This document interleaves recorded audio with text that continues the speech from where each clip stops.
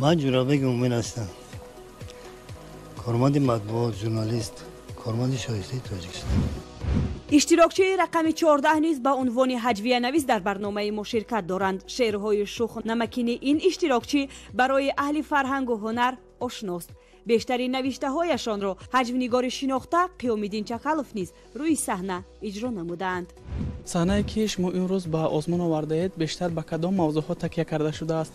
من در موضوعهای بسیار می نویسم. اصلا 70% ایجادیات من به حجو بخشیده شده است. هرچند که در ادبیات امروزه تاجیک مثلا تنقیدی ادبی هم بسیار کم است و منقدان به خلاصه آمدند که شاعران ادیبان حجو‌نویس کمند، لیکن من خیلی یک دو تا سه تا کتابی حجوی دارم که در موضوعهای گوناگون است.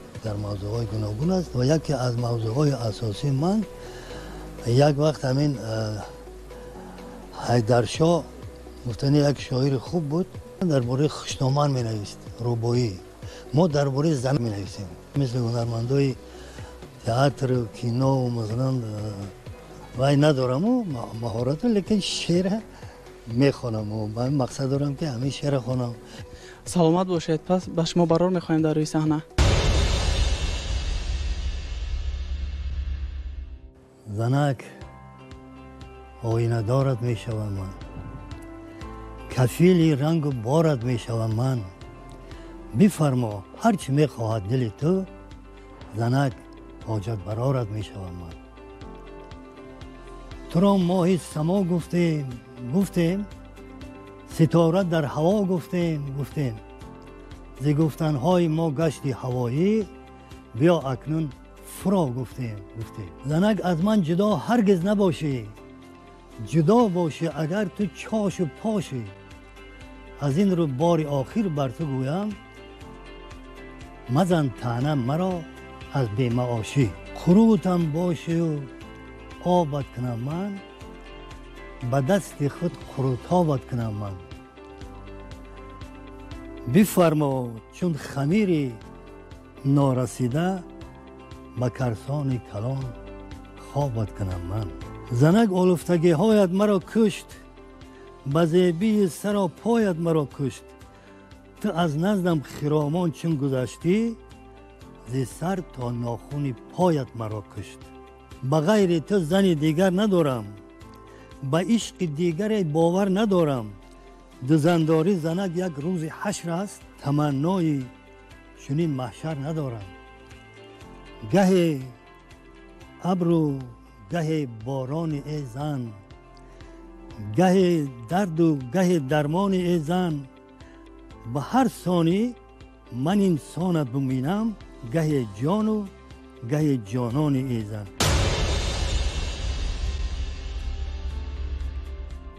عطر قلم ادا شد در زاره زنک ها، از این سبب من و تو بیچاره زنک ها.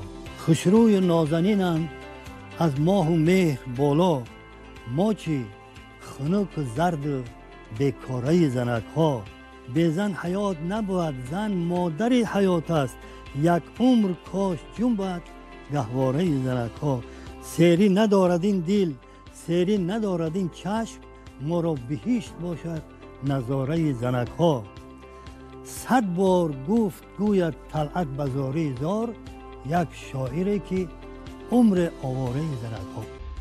تمام شاعران، نویسنده ها، هر نفری که همین زن تعریف و توصیف میکنند، چی در نظم، چی در نثر، چی در رباعی، چی در غزل، چی در داستان و قصه ها خیلی احترام دارم، خیلی دوست میدارم.